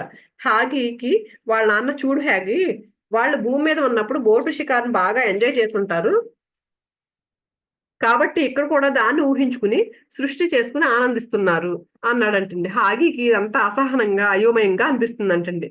నాన్న, ఇప్పుడు మనం ఆత్మలము, ఇది ఆత్మల లోకం, మనం హాయిగా ప్రార్థనలు పాటలు పాడుకుంటూ గడపాలి కదా, నేను స్వర్గాన్ని ఇలా ఊహించలేదు అన్నాడంటండి. దానికి ఆయన ఏమన్నాడంట, హాగి, నువ్వు ఉంటున్నది స్వర్గం కాదు, ఇది ఇంకొక ప్రత్యేకమైన తలం. నువ్వు భూమి మీద చేయలేనివి ఇక్కడ చాలా ఈజీగా చేయగలుగుతావు అని అన్నాడంట. అప్పుడు హాగి ఇంకో ప్రశ్న వేశాడంట, మరి మనం ఆత్మలం అయినప్పుడు మనకు శరీరాలు ఎందుకున్నాయి? హాగి నవ్వాడంటండి. ఇప్పుడు నువ్వు భూమి మీద ప్రత్యక్షమైతే నిన్నెవరూ చూడలేరు. మనుషులు నీ గుండా దూసుకుపోతారు. అలాగే నువ్వు కూడా మనుషులు గుండా దూసుకుపోగలుగుతావు. ఎందుకంటే వారికి నీకు గల శక్తి తరంగాల తేడా వల్ల ఇక్కడ నీవు నన్ను చూడగలవు, ముట్టుకోగలవు. నీకు నాకు ఇక్కడ ఇంకొక రకమైన శరీరాలు ఉన్నాయి. ఈ శరీరంతో నువ్వు ఇక్కడ కొంత నేర్చుకుంటావు, భూమి మీద కన్నా చాలా తక్కువ కష్టంతో. దీనికి పైన ఎన్నో తలాలు ఉన్నాయి. అది ఈయన చెప్తున్నాడండి. అంటే నేను శరీరంతో ఉన్నాను కదా, అంటే నువ్వు కనిపించవు. అంటే అక్కడ ఆ ఎనర్జీ అక్కడ ఎలా ఉందో ఆ ఫ్రీక్వెన్సీని బట్టి ఉంటాయి కదండి ఆ శరీరాలు, ఆ బరువులు అవన్నీ కూడా ఆ తలంలో ఉన్న వాళ్ళకి మాత్రమే కనిపిస్తారు అక్కడ. భూమి మీద కన్నా చాలా. కానీ అక్కడ ఏంటంటే అండి, ఏది కావాలంటే అది ఈజీగా, ఈ భూమి మీద కష్టపడి మనం సాధించాల్సినవన్నీ అక్కడ ఏం అవసరం లేకుండా ఈజీగా సంపాదించవచ్చు కదండి. అందుకని ఈ శరీరంతో నువ్వు ఇక్కడ కొంత నేర్చుకుంటావు, భూమి మీద కన్నా చాలా తక్కువ కష్టంతో. ఇంకా దీనికి పైన ఇంకా ఎన్నో తలాలు ఉన్నాయి. మన ఆత్మ వాటిని దాటుతూ మన పూర్ణాత్మ దగ్గరికి వెళ్ళాలి. మనం పైకి వెళ్లే కొద్దీ ఆ తలానికి సరిపడ్డ శరీరం ఉంటుంది. ప్రతి తలంలోనూ ఆ ఫ్రీక్వెన్సీకి సంబంధించిన బాడీ ఉంటుంది కదండి. ఉదాహరణ, 9వ తలానికి చెందిన వ్యక్తి ఇక్కడికి వస్తే అతను మనకి కనపడడు, మనం అతనికి కనపడము. మనం ఇప్పుడు మాట్లాడుకుంటున్నామని నువ్వు అనుకుంటున్నావు కదా, కానీ మనం మన మాటను ఉపయోగించడం లేదు. మన మధ్య భావ ప్రసరణ జరుగుతుంది. ఇక నువ్వు ఈయన ఇప్పటివరకు ఏమనుకుంటున్నాడు, మాట్లాడుతున్నాం అనుకుంటున్నాడు, కానీ మాట కాదు అది, ఆలోచన. లోపల ఏదైతే ఆలోచన ఉందో అది ఎదుటి వాడికి తెలిసిపోతుంది, టెలిపతి అన్నమాట. ఇక నువ్వు జ్ఞాపకాల భవంతికి వెళ్ళాలి హాగి. అక్కడ ఆ హాల్లో నువ్వు నీ జీవిత కాలానికి సంబంధించిన అన్ని ఘట్టాలను చూసుకుంటావు. ఎక్కడ ఫెయిల్ అయ్యావు, ఎక్కడ విజయం పొందావు, అసలు నువ్వేం చేసావు, ఎలా ఆలోచించావు అనేది మొత్తం చూసుకుని నీకు నీవే తీర్పు చెప్పుకుంటావు. నువ్వే తీర్పు చెప్పుకుంటావు హాగి. ఎవరికి తీర్పు చెప్పడం లేదు. చూడండి, మనం ఎప్పుడైనా సరే మనం జీవితం తీసుకున్నామంటే ఎందుకు తీసుకున్నాం, ఈ హాల్లోకి వెళ్తారంటే ప్రతి ఒక్కరిలో. నిన్న కూడా ఆయన కూడా వెళ్ళారు కదండి. ఆ హాల్లోకి వెళ్ళాక వాళ్ళు ఒక పెద్ద స్క్రీన్ వేసి చూపిస్తారు మనకి, ఏంటి నువ్వేం చేసావు మొత్తం చూసుకో. ఏమైనా తప్పులు చేసావా, అప్పుడు బయటకు వచ్చి, హాల్లోంచి బయటకు వచ్చి, నేను పలానా చేశాను, ఇది క్షమించలేకపోయాను, లేకపోతే నేను ఈ ఓపిక లేదు, నాకు సహనం లేదు, ప్రేమ లేదు, సేవ లేదు, నేను ఈ జన్మ ఇంకో జన్మ తీసుకుని అవి నేర్చుకుంటాను, ఏదైతే లేదో ఆ గుణాన్ని నేర్చుకుంటానని భూమి మీదకి వచ్చామండి మనం. అందుకే మనమే తెచ్చుకున్నాం మన చుట్టుపక్కల ఉన్న వాళ్ళందరినీ. అందుకని ఎవరో తీర్పు చెప్పట్లేదు ఇక్కడ, ఏదైతే చెప్తున్నారండి, ఎవరికి వాళ్ళే తీర్పు చెప్పుకుంటారు. ఇక్కడ ఏ దేవత తీర్పు చెప్పి నరకానికి పంపించడం లేదు. అసలు నరకం భూమి మీద మనమే సృష్టించుకుంటాము. భూమి మీద మనం కొన్ని తెలుసుకోవాలనుకుంటాము, కొన్ని చెయ్యాలనుకుంటాము. చెయ్యాలనుకున్నవి చేశామా లేదా అనేది ముఖ్యం కాదు. అసలు అది చేయటానికి మన సాయశక్తిగా ప్రయత్నించామా లేదా అనేది ముఖ్యం అంటండి. అది ఏ పనైనా మనం చేసామా లేదా అనేది కాదంటండి, మనం అసలు ప్రయత్నం చేసామా లేదా అనేది ముఖ్యం అంట. మనం ఎలా జీవించాము అనేది ముఖ్యం. నువ్వు చెయ్యాలనుకున్నది చేయలేకపోయినప్పుడు ఇప్పుడు నిర్ణయించుకుంటావు దాన్ని, నేను ఇంకెలా చేయాలి అంటే ఏదో చేద్దామని అక్కడ రాసుకుని వస్తామండి మనం. అది కిందకు వచ్చిన తర్వాత మర్చిపోయి అది చేయలేదు అనుకోండి, అప్పుడు మళ్ళీ ఎలా చేయాలి దాన్ని, ఎలా చేస్తే సక్సెస్ అవుతాను అని అప్పుడు అనుకుంటాడంటండి. అందుకని ఇక వెళ్దామని హాగిని జ్ఞాపకాల భవంతి వైపు తీసుకెళ్లాడంట ఈ తండ్రి. హాగి వాళ్ళ నాన్న దారిలో ఆగి ఆ సరస్సును, అందులోని బోట్లను, మరి కాసేపు ఆ అందాలను ఆస్వాదించారంట ఇద్దరు. ఇద్దరు ఎంతో స్పీడ్ గా వెళ్తున్నట్లు అనుభూతి చెందాడంట హాగి. అతని కాళ్ళకు కింద నేల తగులుతున్నట్లుగా లేదు. కాసేపటికి వాళ్ళు ఆ జ్ఞాపకాల భవంతిని చేరుకున్నారు. అది చూడ్డానికి తెల్లని మెరిసే పాలరాతి కట్టడమా అన్నట్లు ఉంది. దాని బయట ఉన్న పార్కులో ఒక రాతి బెంచి మీద కూర్చున్నారు. ఆ రాతి బెంచి హాగి కూర్చోగానే గట్టిగా తగలకుండా హాగి శరీరానికి అనువుగా పొందికగా అమరిందంటండి. సుఖంగా వెనక్కి ఆనుకుని కూర్చున్నాడంట హాగి. వాళ్ళ నాన్న తన చూపుడు వేలుతో జ్ఞాపకాల భవంతి వైపు చూపిస్తూ, నువ్వు ఇప్పుడు అందులోకి వెళ్ళి నీవు పూర్తి చేయాల్సిన పనులను, నీవు నేర్చుకోవాల్సిన పాఠాలను నువ్వే నిర్ణయించుకోవాలి. ఈ లోకం భూమి మీద చనిపోయిన మనుషులు మరింత ఉన్నత లోకాలకు వెళ్ళారా, లేక మళ్ళీ భూలోక జన్మ కోసం భూమి మీదకి వెళ్ళాలా నిర్ణయించుకోవడం కోసం ఏర్పాటైన ఇంటర్మీడియట్ స్టేజ్. అదే నువ్వు అక్కడికి వెళ్ళిన తర్వాత ఏంటి, మనం అక్కడ చూసుకున్న తర్వాత అండి, మనం అన్ని పాస్ అయ్యాం అనుకోండి, టెస్టులు అన్ని పాస్ అయిపోయాం, మనకి ఏమీ చేయాల్సిన లేదు, మనం ఏమనుకున్నామో అదంతా సాధించేసి వచ్చేస్తాం అనుకోండి, అప్పుడు నిర్ణయించుకుంటామంట. మనం ఇంకేం చేయడానికి ఏమీ పని లేదనుకున్నప్పుడు ఇంక భూమి మీద వెళ్ళక్కర్లా, పై తలంలోకి వెళ్ళిపోవచ్చు అంటండి. అక్కడికి వెళ్ళిన తర్వాత నిర్ణయించుకుంటారంట. మనం ఎంతో పైలోకంలో ఉన్న మన పూర్ణాత్మ స్థాయికి, భూమి మీద ఉన్న భౌతిక స్థాయికి మధ్య ఉన్నాం మనం. నీకు నాకు మధ్య కూడా ఎంతో తేడా ఉంది. ఎందుకంటే ఇక్కడికి వచ్చి నేను ఎంతో నేర్చుకున్నాను. ఎఫ్ఎం రేడియోకి, ఏఎం రేడియోకి మధ్య ఉన్న శక్తి తరంగాలు తేడా లాంటిదన్నమాట. హాగి చుట్టూ గమనించాడంటండి. అంతా మినీ సూర్యుడిలాగా తెల్లటి ప్రకాశవంతమైన కాంతి. కానీ అక్కడ సూర్యుడు ఏమీ లేడంటండి. ఇంతలో వారి ముందు ఒక వ్యక్తి నోటిలో పైపు పెట్టుకుని పొగలు రింగులు రింగులుగా వదులుతూ ఎంజాయ్ చేస్తూ వెళ్ళడం చూశాడంటండి హాగి. వాళ్ళ నాన్న అప్పుడు నవ్వాడంటండి. నవ్వి, చూడు హాగి, ఇతడికి భూమి మీద తాను ఎంజాయ్ చేసిన పొగ పేల్చడాన్ని ఇక్కడ కూడా తన ఊహతో దాన్ని సృష్టించుకుని ఆనందిస్తున్నాడని చెప్పాడంట మోజెస్. ఇక నువ్వు భవంతిలోకి వెళ్ళు హాగి, నువ్వు వచ్చేదాకా నేను ఇక్కడే ఉంటాను. కానీ వచ్చాక నువ్వు నన్ను నాన్న అని పిలవకూడదు, మోజెస్ అని పిలవాలి. ఎందుకంటే నేను ఇక్కడ నీ తండ్రిని కాదు అన్నాడంటండి. అందుకే చూడండి, మనం గుర్తు పెట్టుకోవాలి ఎంతసేపు మన పిల్లలు, మన మన కుటుంబం, మన తల్లిదండ్రులు, మన భర్త, మన భార్య అంటూ మనం బంధాల్లో చిక్కుకుంటాం కదండి. అక్కడికి వెళ్ళిన తర్వాత ఎవరికి వాడే యమునా తీరే. అందుకు నేను చెప్తున్నాడు, నువ్వు నన్ను తండ్రి నాన్న అని పిలవద్దు, వచ్చాక నన్ను పేరు పెట్టి పిలువు అని. హాగి లేచి భవంతి వైపు అడుగులు వేశాడు. అనటం కంటే అంటే ఈయన వెళ్ళడం కంటే ఏదో ఫోర్స్ లాక్కెళ్ళిందంటండి ఆయన్ని. అలా అనిపించిందంటే ఈయనకి. ఆ భవంతి ఎంత పెద్దగా ఉందంటేనంటండి, ఒక చీమ ఒక ప్యాలెస్ లోకి వెళ్తున్నట్లు ఉందంటండి. అంత పెద్దగా ఉందంట అది. ఆ మెట్లన్నీ ఎక్కాక అతిపెద్ద తలుపు చూశాడు హాగి. ధైర్యం తెచ్చుకుని తలుపు వైపు అడిగేశాడు. తలుపు తెరుచుకుంది. జ్ఞాపకాల భవంతి లోపలికి అడుగేశాడు. వెనక తలుపు మూసుకుంది. లోపలికి వెళ్ళగానే తలుపు మూసుకుపోయిందంట. ఇక లోపల అతను తన జీవిత చిత్రాలను చూసుకుని మళ్ళీ తను నేర్చుకోవాల్సిన పాఠాల కోసం, తాను చెయ్యాలనుకున్న వాటిని చెయ్యడం కోసం మళ్ళీ తరువాత జన్మను ప్లాన్ చేసుకుంటాడు. చూసారా, హాగి చనిపోయాక తన ఊహా స్వర్గంలో కాసేపు ఉండి అదెంత సిల్లీగా ఉంది అని అనుకోవడం వెంటనే అసలు వాస్తవ స్థితిలోకి వచ్చి ఇక్కడికి రావడం వగైరా ఎలా జరిగిపోయిందో అర్థమైంది కదా. అంటే ఎప్పుడైతే ఊహతో ఉంటామో ఆ ఊహలో ఉన్నంతసేపు అలాగే ఉండిపోతాం. దాని నుంచి బయటకు వచ్చిన తర్వాతే అసలైన వాస్తవం అనేది తెలుస్తుంది. అది అయిపోయిన తర్వాత ఇంకొక ఇది కూడా, మూడో ఎక్స్పీరియన్స్ కూడా చెప్పుకుందామండి. ఇది చిన్నదే కొంచెం, ఓకే కదండి. మూడోది కూడా చెప్పేసుకుందామండి.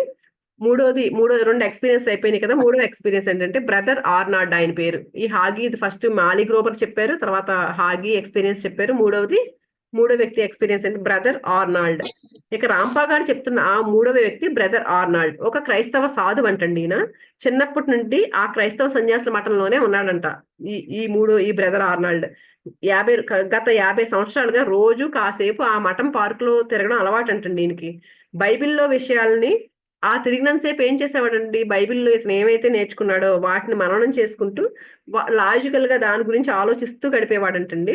ఒకసారి బైబిల్లో కొన్ని విషయాల పట్ల కొన్ని సందేహాలు వచ్చి ఆ మత పెద్ద గారిని కలిసి అడిగాడంటండి. నేను కొన్ని డౌట్లు వచ్చి ఆయన ఏమనుకున్నాడంట, నేను చాలా చక్కగా వివరిస్తాడు నాకు, ఎలా ఏంటి ఇదంతా, దీని సందేహాలన్నీ తీరుస్తాడు అనుకున్నాడంట. కానీ ఆయన చాలా విపరీతంగా కోప్పడ్డాడంటండి. కోప్పడి ఆర్నాల్డ్ని వారం రోజుల పాటు మఠంలోని అందరి పాత్రలు శుభ్రం చెయ్యి అని శిక్షణ విధించాడంట ఈయన డౌట్ అడిగినందుకు. ఆర్నాల్డ్ ఒక రోజు మఠం తోటలో ప్రచారాలు చేస్తుంటే దానికి ఆనుకుని ఉన్న పబ్లిక్ పార్క్ ఒక కంచె ఉందంటండి. దాన్ని దాటి ఒక పత్రికా విలేకరు వచ్చాడంటండి. వచ్చి అకారణంగా ఆర్నాల్డ్తో పేచి పెట్టుకున్నాడంట, గొడవ పెట్టుకున్నట్టండి. ఛాతీపై బాగా గుద్ది అరిచాడంట, మీరంతా స్వలింగ సంపర్కులు, ఒప్పుకోండి, మీరు చెప్పేది ఒకటి చేసేది ఒకటి అంటూ నానా దుర్భాషలాడి తిట్టేసి బాగా కొట్టేసి వెళ్ళిపోయాడంటండి. ఆర్నాల్డ్కి ఒకసారి తన రోజువారీ జీవితం గుర్తొచ్చిందంట. అప్పుడు ఈయన గుర్తొచ్చిందంట. ఏంటి ఈయన ఎలా అంటున్నాడేంటి, స్వలింగ సంపర్కులం అంటున్నాడేంటి అని. ఈయన ఎలా ఉంటదంటే ఈయన జీవితం, ఉదయం పని, మధ్యాహ్నం చదువుకోవడం, సాయంత్రం ప్రార్థనలు, రాత్రి భోజనం, తర్వాత అత్యంత చిన్నదైన తన గదిలో నిద్ర. ఇదేనంటండి రొటీన్ ఈయనకి. సంవత్సరాలుగా ఇదే, కొన్ని సంవత్సరాలుగా జరుగుతుందంట ఈ రొటీన్. అలాంటి అతన్ని ఈ విలేకరు ఏం చెప్తున్నాడు, వాళ్ళంతా స్వలింగ సంపర్కులు అని ఒప్పుకోండి అని ఒక వాక్యం దాని పేపర్ మీద రాసి ఇవ్వు అని చెప్పేసి కొట్టేసి వెళ్ళిపోయాడంటండి. నెమ్మదిగా లేచి కూర్చున్నాడంట ఆర్నాల్డ్. ఇంతలో ఇంకో బ్రదర్ వచ్చాడంటండి. అక్కడ ఉండే బ్రదర్ వచ్చి ఆయన విషయం తెలుసుకున్నాడంట. అతని సాయంతో ఆర్నాల్డ్ నెమ్మదిగా ఛాతీలో విపరీతమైన నొప్పితో మఠం వైపు అడిగేశాడంట. ఆ రాత్రి బాగా బాధ వచ్చిందంటండి. అంటే ఆ బాగా కొట్టాడు అనమాట. బాగా నొప్పి వచ్చేసిందంట. ఆ విలేకరి చెప్పినట్లు నిజంగా మఠంలో ఎవరైనా స్వలింగ సంపర్కులు ఉన్నారా ఏమో తెలియదు. ఎంత అవసరమైనా ఒకరి గదిలోకి మరొక సాధు ఎప్పుడూ వెళ్ళడు. బ్రదర్ డాక్టర్ ఇన్ఫర్మేరియన్ మాత్రమే ఉంటారంటండి. వేరే వేరే వాళ్ళ గదిలోకి ఒకళ్ళు అసలు ఎప్పుడు వెళ్ళరంటండి. ఒక డాక్టర్, ఆయన పేరేంటండి ఇన్ఫర్మేరియన్, వాళ్ళిద్దరు మాత్రమే వెళ్తూ ఉంటారంటండి అవసరం వచ్చినప్పుడు. ఇప్పుడు కూడా ఆర్నాల్డ్ గురించి తెలుసుకున్న బ్రదరు డాక్టర్ ఇన్ఫర్మేరియన్ ఆర్నాల్డ్ గదిలోకి వచ్చి ఈయన్ని చెక్ చేశారంట. ఛాతీ అంతా పచ్చగా నీలంగా కమిలిపోయిందంటండి. 2-3 రిబ్స్ విరిగి ఉంటాయి అనుకున్నాడంట. బ్రదరు ఆర్నాల్డ్తో అదే చెప్పాడంట. హాస్పిటల్కి వెళ్ళి ఎక్స్రే తీయించుకోవాలి అని చెప్పాడంట. ఇంతలో మరొక పై స్థాయి బ్రదర్ వచ్చాడంటండి. ఆయన వచ్చి విషయం తెలుసుకున్నాడంట. మఠంలోని అత్యున్నత పై స్థాయి సాధువైన అబ్బాటికి చెప్పి హాస్పిటల్కి వెళ్ళడానికి ఏర్పాట్లు చేస్తాను అన్నాడు. అంటే వాళ్ళందరికంటే ఒక ప్రిన్సిపల్ టైప్, అంటే అందరికన్నా హెడ్ అంటండి ఆయన, అబ్బాట్ అని ఆయన. ఆయన వచ్చి ఏర్పాట్లు చేస్తాను హాస్పిటల్కి వెళ్ళడానికి అని చెప్పాడంట. కానీ ఆర్నాల్డ్ వారించాడంటండి. వద్దు, నేను హాస్పిటల్కి వెళ్ళను, అక్కడ అంతా అవినీతి అలసత్వం ఉంటాయి, దయచేసి నాకు మన డాక్టర్ బ్రదర్ ఉన్నాడు కదా, ఆయన ఇన్ఫర్మేరియన్ అని ఆయన దగ్గరే వైద్యం చేయించుకుంటాను నేను. అతని వల్ల కాకపోతే కనుక నేను నా ఆత్మను దేవుడికి అందిస్తాను, నేను చనిపోయినా పర్వాలేదు కానీ హాస్పిటల్కి వెళ్ళను అంటాడంటండి. కానీ ఇక్కడ బ్రదర్ సప్రయర్ అబ్బాట్ పెద్ద పైన హెడ్ ఉన్నాడు కదండి, ఆయన ఒప్పుకోలేదంట. ఫాదర్ అబ్బాట్ని తీసుకొచ్చాడంట, ఆ హెడ్ ని తీసుకొచ్చాడంటండి. ఆర్నాల్డ్ చెస్ట్ మీద గాయాన్ని చూసి అబ్బాట్ చాలా కలత చెందాడంట. ఆర్నాల్డ్ మళ్ళీ ఇదే మాట అన్నాడంట, హాస్పిటల్కి వెళ్ళమని చెప్పి. కానీ తన చేతుల్లో ఏమీ లేదు. నేను వెళ్ళనని చెప్పాడు కదండి, నేను హాస్పిటల్కి వెళ్ళనంటే ఈయన ఏం చెప్పాడంట, నా చేతుల్లో ఏమీ లేదు, బిషప్ని సంప్రదిద్దాం, ఏ సంగతి చెప్తాను, ఆయన ఏమంటే అది చేద్దాము అన్నాడంటండి.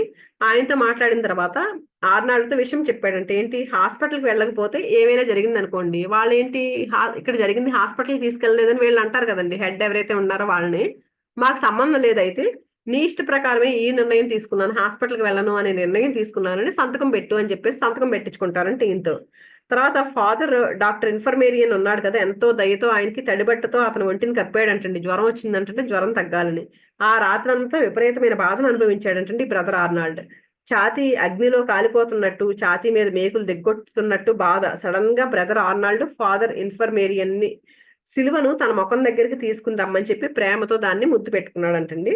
ఫాదర్ ఎవరు వీళ్ళంతా, నా చుట్టూ మూగారు.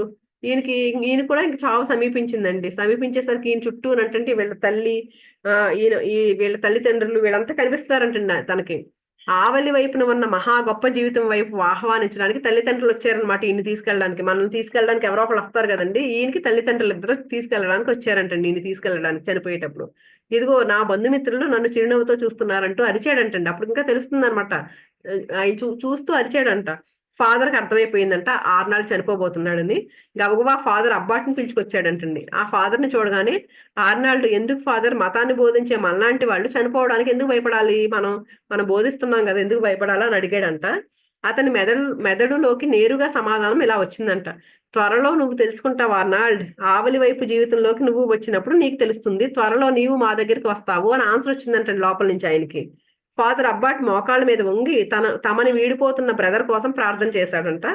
ఆర్నాల్డ్ బెడ్ మీద నుంచి కాస్త లేచి, ప్రభువు నీవు చెప్పినట్లుగా సేవకుడు పరమ శాంతితో ఈ లోకాన్ని వీడుతున్నాడు అంటూ నిర్జీవంగా బెడ్ మీదకి వాలిపోయాడంటండి. ఫాదర్ ఇన్ఫర్మేరియన్ తెరుచుకున్న అతని కళ్ళు మూసాడు. చేతులను క్రాస్ గా పెట్టి ఛాతీ మీదకు తెచ్చాడు. అతని ముఖం మీద దుప్పట్లాగాడు. ఫాదర్ అబ్బాట్ వెళ్ళి బ్రదర్ ఆర్నాల్డ్ చావుని 1 గంట కొట్టి మిగతా సాధువులందరికీ తెలియచేశాడంటండి. అందరూ చనిపోయిన తన మిత్రుడికి ప్రార్థన చెప్పడం కోసం తమ తమ సాంప్రదాయ దుస్తుల్లో చర్చికి వచ్చి ఆ ప్రార్థన చేశారంటండి. ఆ మరుసటి రోజు ఉదయం మఠంలోని 2 సాధువులు తమ తోటి బ్రదర్ కోసం గుంత తవ్వడానికి మఠంకి సంబంధించిన శ్మశానం వైపు నడుస్తూ అంతకు కొన్ని రోజుల ముందు ఆర్నాల్డ్ వాళ్ళతో చెప్పిన మాటలను గుర్తు చేసుకున్నారు.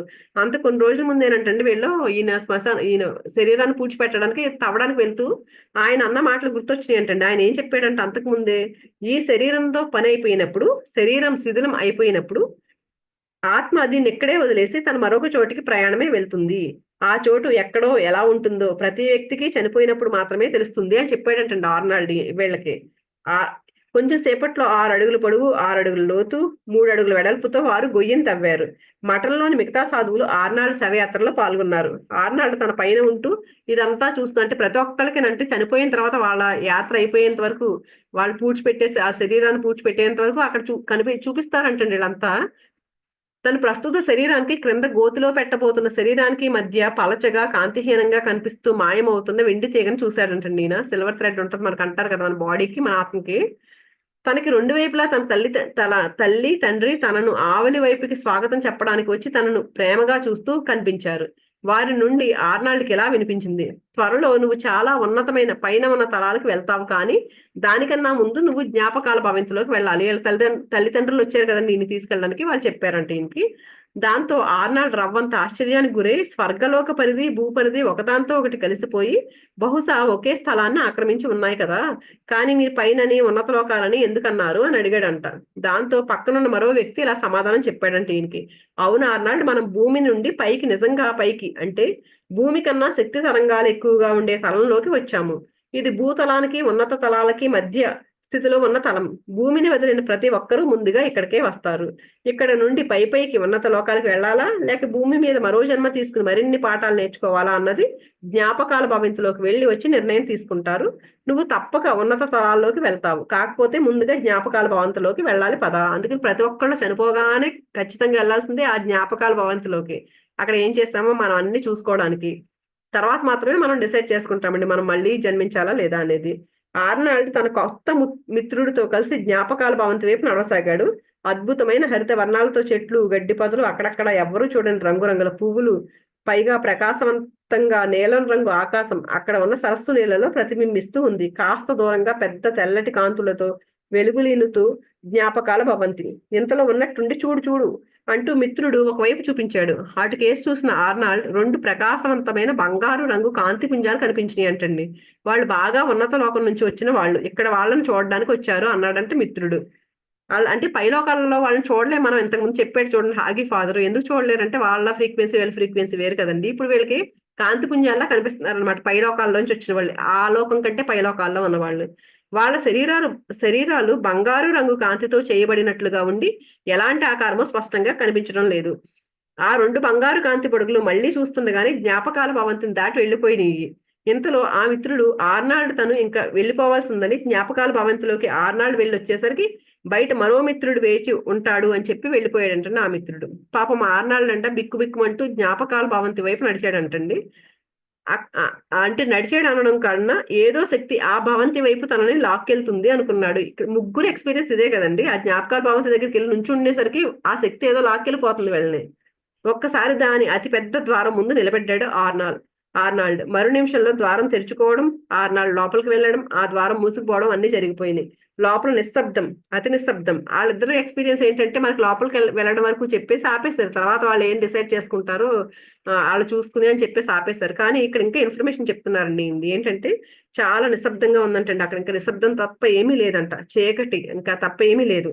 ఇంతలో దూరంగా సన్నటి నీలి రంగు కాంతి, మధ్యలో లేత నీలం రంగు పెరుగుతూ పెరుగుతూ బయటి వైపు ముదురు నీలం ఓదా రంగు కలిసిన కాంతి కనిపిస్తూ ఉందంటండి దీనికి. పెరుగుతూ ఆ కాంతిలో మన భూమి ఆకాశంలో తేలియాడుతూ దూది ఉండతో చేసిన రంగుల బంతిలా చుట్టూ నల్లటి తెల్లటి మేఘాలు. ఆ భూగోళం గుండా చూస్తున్న ఆర్నాల్డ్కి మరెన్నో గోళాలు ఒకదాంతో ఒకటి కలిసిపోతున్నట్లు కనిపించినా ఒకదానికొకటి ఢీ కొనడం లేదు. నాకు పిచ్చి పట్టేటట్టు ఉంది అనుకున్నాడంటండి అక్కడ చూసి. ఆర్నాల్డ్ ఇక్కడి నుంచి వెళ్ళిపోతే మేలు అనుకుని వెనక్కి తిరిగాడంట. ఆయనకి తన వెనక 2 వెలుగుతున్న బంగారు రంగు గోళాలు కనిపించినాయి అంటండి. వాటినే చూస్తూ ఉన్నాడంట. ఈ ఆర్నాల్డ్ చూసేసరికి ఒక మెసేజ్ వచ్చిందంట ఈయనకి: మరేమీ పర్లేదు ఆర్నాల్డ్, మాకు నీ గురించి అంతా తెలుసు. నీ గతాన్ని మేము పరీక్షించాము. గడిచిన నీ భూలోకపు జన్మలో నీకు అంతా సక్రమంగానే చేసావు నువ్వు. అంటే ఏమనుకున్నాడో ఆ పని అంతా చేసేసాడండి ఈయన. కిందకి వెళ్ళి ఏం చేయాలనుకున్నాడు అన్ని చేసేసాడంట. కాకపోతే నువ్వు ఎంతో బద్ధకంగా ఉండి ప్రీస్ట్ కన్నా తక్కువ స్థాయిలోనే ఉండిపోయావు. పై స్థాయికి ఎదగడానికి నువ్వు ప్రాధాన్యం ఇవ్వలేదు. చూడండి, కొంతమంది ఎక్కడుంటారు అక్కడ ఇది బాగుందిలే జీవితం అని ఉండిపోతారు కదా. కానీ ఎంతసేపు మనం ఇంకా పైకి వెళ్ళడానికి ట్రై చేయాలంటండి. ఈయన ఏంటి ప్రీస్ట్ స్థాయికి అలా ప్రీస్ట్ కన్నా తక్కువ స్థాయిలో ఉండిపోయాడంట. ప్రీస్ట్ అవడానికి ట్రై చేయలేదంటండి. ఆర్నాల్డ్ విస్తుపోతూ వాటిని మరింతగా చూసే ప్రయత్నం చేశాడు. నో, నీవు మమ్మల్ని చూడలేవు ఆర్నాల్డ్. మేము నీకన్నా అధికమైన శక్తి ప్రవాహంలో ఉన్నాము. మమ్మల్ని ఒక కాంతి గోడంలా మాత్రమే నువ్వు చూడగలవు. అంతే, త్వరలో నువ్వు కూడా మాలో ఒకరివి కాగలవు. లేదా నువ్వు కోరుకుంటే భూమికి తిరిగి వెళ్ళు.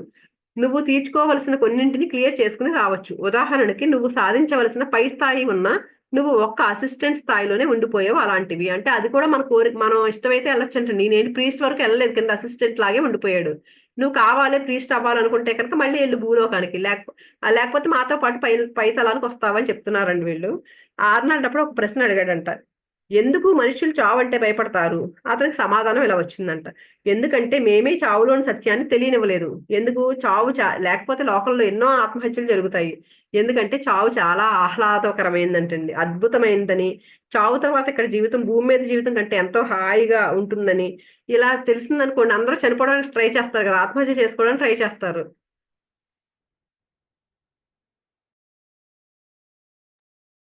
అందుకే వీళ్ళు చావుకు సంబంధించిన నాలెడ్జ్ తెలియనివ్వలేదంటండి మానవులకి. చివరి నిమిషం వరకు ఈ భయాన్ని అనుభవించి, మరణం అనే భయాన్ని అనుభవించి, ఇక తాము భూమిని వదలాల్సిన సమయం వచ్చింది అని తెలుసుకున్నప్పుడు సహజ సిద్ధమైన నులువెచ్చటి ఆనందానుభూతిని ఇచ్చే మరణాన్ని ఆహ్వానిస్తారు. నిన్ను ఈ ప్రాపంచిక జీవితం నుండి ఇక ఆత్మలోకం వైపు రమ్మని పిలుస్తున్నాం అని అందంటండి ఒక కాంతిపుంజం మెయిన్తో.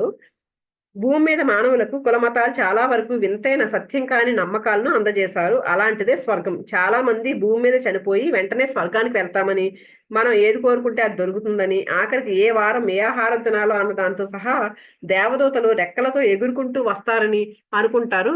అలాగే జరుగుతుంది. ఎందుకంటే ఈ మధ్య స్థాయి లోకంలో ప్రతిదీ మన ఆలోచనలను బట్టి తయారవుతుంది.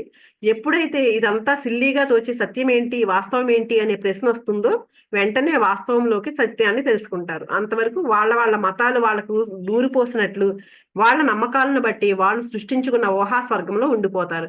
అలాంటప్పుడు ఎందుకు ఈ ప్రాపంచిక జగత్తు, ఈ అనుభవాలు ఏర్పడాలి, ఈ అవసరం ఏంటి అని అడిగాడంట ఆర్నాల్డ్. నీ పూర్ణాత్మ లేదా ఆత్మ ఏ పేరైనా పెట్టుకో, దానికి పదార్థ జ్ఞానం ఎంతో అవసరం. భూమి మీద కష్టతరమైన పాఠాలు నేర్చుకోవడం అనేది ఎంతో తక్కువ సమయంలో జ్ఞానాన్ని ఇస్తుంది. అదే జ్ఞానం నువ్వు ఆత్మల లోకంలో ఆత్మగా ఉండి పొందాలంటే ఎంతో సుదీర్ఘ కాలం పడుతుంది. ఇక నువ్వు నీ గతాన్ని చూసుకో ఆర్నాల్డ్ అన్నదంటే ఆ కాంతిపుంజం. ఆర్నాల్డ్కి ఎదురుగా తేలియాడుతున్న భూగోళం పెరిగి పెద్దదై తనను సమీపించిన భావన కలిగిందంటండి. తన ఎత్తైన కొండ శిఖరం పై నుండి పడిపోతున్న అనుభూతి కలిగిందంట. ఎన్నో వేల మైళ్ళు అలా పడిపోయి భూమికి కొన్ని అడుగుల ఎత్తులో తను ఉన్నట్లు తోచింది. తన ముందు వింతగా ఉన్న ఒక మనుష్యుల గుంపు. అందరి చేతుల్లోనూ ఆయుధాలు రాతితో చేసినవి ఉన్నాయి. అక్కడ పోట్లాట జరుగుతుంది. ఆ గుంపులోని ఒక మనిషి ఆర్నాల్డ్ను ఆకర్షించాడు. కింద పడిపోయిన ఆ వ్యక్తి లేచి తనను సమీపించిన శత్రువు గుండెలో బళ్ళాన్ని గుచ్చాడు. రక్తపు మడుగులో పడిపోయాడు ఆ శత్రువు. ఇది నువ్వు చేసిన క్రూరమైన పని ఆర్నాల్డ్. అంటే ఇతనికి అన్నేనండి గత జన్మలన్నీ చూపిస్తున్నారంట. ఒక జన్మలో ఏమైంది, ఇతను ఎవరిని చంపేశాడంటండి. అది నువ్వు చేసిన క్రూరమైన పని అని చూపిస్తున్నారండి వీళ్ళు ఈయనకి. దీనికి బదులుగా నువ్వు ఎన్నో జన్మలు ఎత్తాల్సి వచ్చింది. అక్కడ చంపినందుకు ఎన్నో జన్మలు ఎత్తాడంటండి ఆ పాపాన్ని పోగొట్టుకోవడం కోసం. నీ తప్పుకి నువ్వు బాధ అనుభవించడం కోసం. ఉన్నట్టుండి తన ముందు సంఘటనలన్నీ మారిపోయినాయి. అంటే వేరే జన్మలు కనిపించినాయి మళ్ళీ. అస్సీరియన్ల కాలం నుంచి ఎన్నో జీవితాలు, ఎన్నో పాత్రలు అలా అలా గడిచి ఆర్నాల్డ్ ఎన్నో జీవితాలు అన్ని చూపించారంటండి. గత జన్మల జీవితాలు అన్ని చూపించారంట. చివరికి ఏం చేశారు, ఆర్నాల్డ్ తన చిన్ననాటి ఆర్నాల్డ్, ఇప్పుడు ఆర్నాల్డ్ గా ఉన్నాడు కదా, ఆ చిన్ననాటి ఆర్నాల్డ్ ని చూపించారంట. ఆ చిన్ననాటి ఆర్నాల్డ్ పాత్ర దగ్గరికి వచ్చాడంట. తన బాల్యం, అప్పటి చిన్న చిన్న తప్పులు, పక్క వాళ్ళ తోటల్లో పూలు దొంగలించడం, పొలం పాలవాడు పాలసీసాలో నాణాలు తీసుకోవడం, మార్కెట్కి వెళ్ళినప్పుడు యాపిల్స్, అరటిపళ్ళు, రేగిపళ్ళు ఇవన్నీ దొంగలించడం, ఇవన్నీ చూశాడంటండి. పరీక్షలు పాస్ అవ్వలేక భయంతో సన్యాసిగా మారిపోయాడంట. ఆ తర్వాత తాను రాకెట్ వేగంతో భూమి నుండి పైకి వచ్చి మరో లోకంలోకి రావడం, ఇవన్నీ చూశాడంటండి. నీవు ఈ జీవితంలో బాగా రాణించావు. తలలో ఒక గొంతు వినిపించిందంటే ఈయనకి. మళ్ళీ భూమి మీదకి వెళ్ళడం దండగా. ఎందుకంటే చేయాలనుకున్నవన్నీ చేశాడు. సన్యాసిగా మారిన తర్వాత చాలా మంచిగా ఉన్నాడు. ఈయన జీవితం అంతా చక్కగా గడిపాడు కాబట్టి నువ్వు మళ్ళీ వెళ్ళక్కర్లేదు భూమి మీదకి. దానికంటే నువ్వు ఆవలి వైపు జీవనంలో ఎంతో నేర్చుకోవచ్చు అని చెప్పిందంటే నా గొంతు. కానీ ఇక్కడ ఉన్న నా బంధుమిత్రుల సంగతి ఏంటి? మా అమ్మ నాన్న నన్ను స్వాగతిస్తూ తీసుకొచ్చారు కదా, వాళ్ళందరినీ కాదు అని నేను పై తలంలోకి వెళ్ళిపోతే వాళ్ళు ఏమనుకుంటారు నా గురించి అని ఆలోచిస్తున్నానండి ఈయన. అప్పుడు ఆ గొంతుకి నవ్వి ఇలా అందంట, వాళ్ళకు కూడా ఉన్నత లోకాలకి అర్హత లభించి ఉంటే తప్పక వాళ్ళు కూడా ఉన్నత లోకాల్లోకి వెళ్ళేవారు. ఈ బిల్డింగ్ నుంచి బయటకు వచ్చేటప్పుడు వాళ్ళు నిన్ను గుర్తించేలా నీ రూపం లేకపోతే నువ్వు ఉన్నత తలాల్లోకి వెళ్తున్నావని వాళ్ళకి తెలిసిపోతుంది. అంటే అక్కడ ఉన్న వాళ్ళకి ఆ నాలెడ్జ్ ఆల్రెడీ ఉంటది కదండి. కాంతి పుంజాలు ఇప్పుడు 2 కనిపించినాయి అంతకుముందు. బయటకు వచ్చేటప్పుడు ఈయన రాకడ ఒక కాంతి పుంజం కనిపించింది అనుకోండి, వాళ్ళకి అర్థమైపోద్దంట ఈయన ఉన్నత లోకాల్లోకి వెళ్ళిపోయాడు అని చెప్పేసి. ఇందులోంచి బయటకు వచ్చినప్పుడు మనం ముగ్గురుము కాంతి పుంజాల్లాగే వాళ్ళకి కనిపిస్తాము. 2 లోపలికి వెళ్ళి 3 బయటికి రావడంతో వాళ్ళకి అర్థమవుతుంది నువ్వు ఉన్నత లోకాల్లోకి అర్హత సాధించుకున్నావు అని. దాంతో వాళ్ళకి కూడా నమ్మకం ఏర్పడుతుంది. నెమ్మదిగా తాము కూడా ఆ స్థాయికి చేరుకుంటాము అని. ఆర్నాల్డ్ అప్పుడు అవును అనుకున్నాడంటే వెంటనే అతనిలో గొప్ప మార్పు, తన శరీరం అంతా ఎంతో తేలికైపోయి ఎంతో ఎనర్జీతో నిండిపోయిన అనుభూతి అంటండి. కాళ్ళ వైపు చూసుకుంటే ఏమీ కనిపించలేదంట, చేతుల వైపు చూసుకుంటే కనిపించలేదంట. ఆర్నాల్డ్ నువ్వు ఇప్పుడు మాలాగే ఉన్నావు. నువ్వు మా వైపు చూస్తే ఎలా ఉన్నామో నువ్వు కూడా అలాగే ఉన్నావు. ఇప్పుడు మనం కాంతి పుంజాలం, శక్తి ముద్దలం. మన ఆలోచనలతో ఎక్కడికైనా వెళ్ళగలం, ఏమైనా చేయగలం. ఆర్నాల్డ్కు వినిపించిందంట అలా అని. ఎక్కడో సన్నని సంగీత ధ్వని. ఆర్నాల్డ్కు తను కూడా బంగారపు రంగు కాంతి పుంజమై తన కొత్త 2 స్నేహితులను అనుసరిస్తున్నాను అని అర్థమైందంట. జ్ఞాపకాలు భవంతి గోడల గుండా బయటకు వచ్చారు. బయట ఉన్న ఆర్నాల్డ్ బంధుమిత్రుల ముఖాల్లో ఆశ్చర్యం అంట, ఆనందం అంట. ఎందుకంటే లోపలికి వెళ్లిన 2 కాంతి పుంజాలతో పాటు మరో కాంతి పుంజం బయటకు వచ్చింది. తాను ఎంతో వేగంతో ప్రయాణం చేస్తున్నట్లు అనుభూతి కలిగింది ఆర్నాల్డ్కి. సంగీత ధ్వని పెరిగింది. కాసేపటికి ఆర్నాల్డ్ సడన్ షాక్ కి గురయ్యాడు. రఫ్ గా ఎంతో వేగంగా నెట్టబడినట్లు అనుభూతి పొందాడు. మరో డైమెన్షన్ లోకి ప్రవేశించినట్లు తెలుసుకున్నాడు. వేరే తలంలోకి వెళ్ళిపోయాడు అనమాట ఈయన. చుట్టూ పరికించాడు. ఎంతో ప్రకాశవంతంగా మెరుస్తున్న రంగురంగుల కాంతి తనతో పాటు ఉన్న ఇద్దరిని చూసి, అరే మీరు నాలాంటి మనుషులే అని అరిచాడు. వాళ్ళు నవ్వారు. అవును, ఇది 5వ తలం. ఇక్కడ నువ్వు చాలా కాలం ఉండి ఎంతో నేర్చుకుంటావు అన్నారంట. ఇంతలో ఆర్నాల్డ్ ఒక పార్క్ మధ్య గుండ్రంగా కూర్చుని ఏదో చేస్తున్న ఒక గుంపు మనుషులను చూసి వాళ్ళు ఏం చేస్తున్నారు అని అడిగాడంటండి. దాంతో వాళ్ళలో ఒక వ్యక్తి ఇలా చెప్పాడంట, వాళ్ళు తమ ఆలోచనలతో కొత్త కొత్త వస్తువులను సృష్టిస్తున్నారు. తర్వాత వాటిని భూమి మీద ఉన్న మానవుల ఆలోచనలలో ప్రవేశపెడతారు. చూడండి, మనం ఏదైనా ఒక కొత్త వస్తువు మనం అనుకుంటాం, అబ్బాయి ఎంత తెలివైన వాడు అనుకుంటామండి. కానీ అదంతా కూడా పైనుంచి మాస్టర్స్ అంటండి. దాన్ని వీళ్ళ ఆలోచనల్లో పెడతారంటండి, వాళ్ళే మాస్టర్సే. ఇప్పుడు ఒక సినిమా తీసాడు అనుకోండి, మనం అనుకుంటాం డైరెక్టర్ కి ఆలోచన ఎలా వచ్చిందబ్బా అనుకుంటాం కదండి. ఆ ఆలోచన కూడా వాళ్ళే అలా కల్పిస్తారంటండి. వాళ్ళు అలా సాగి వెళ్తున్నారు గాలిలో. వాళ్ళు మరో పార్క్ దగ్గరికి వచ్చారు. అక్కడ చాలా జనం ఉన్నారు. ఆ పార్కులో నడవడానికి వీలుగా కాలిబాటలు ఏర్పడి ఉన్నాయి. ఎప్పుడైనా సరదాగా ఉల్లాసంగా నడవాలి అనిపించినప్పుడు నడవడానికి ఏర్పరచుకున్నారు వాటిని. మిగతా సమయాల్లో గాలిలో తేలిపోతూ ఒక చోట నుండి మరొక చోటికి ప్రయాణిస్తారు. ఆ గుంపు ఆర్నాల్డ్కి చిరపరిచితంగా అనిపించింది. వెంటనే తన కింద ఉన్న 2 గైడ్లలో ఒక అతను ఇలా చెప్పాడు. అంటే అక్కడ కొంతమంది కనిపిస్తున్నారంటండి, చూసినట్టు అనిపించిందంట. ఎవరో అని అడిగితే, అవును ఆర్నాల్డ్, వాళ్ళలో ఒకడు లియనార్డో డావిన్సీ, మరొకరు విన్స్టన్ చర్చిల్.